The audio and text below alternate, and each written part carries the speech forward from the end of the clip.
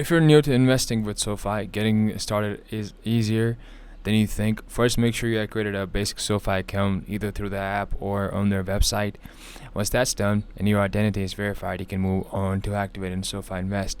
From your dashboard, tap on the Invest section. You'll be asked to choose the type of account you want, whether it's active investing, automated investing, or a retirement account.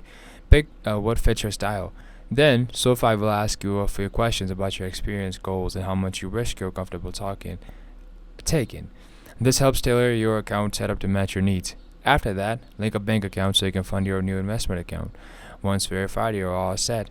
Your SoFi Invest account is active and you can start investing right away in the stocks, ETFs, or even crypto. SoFi makes the entire process simple and beginner friendly. You don't need to be a financial expert or to start building your own portfolio.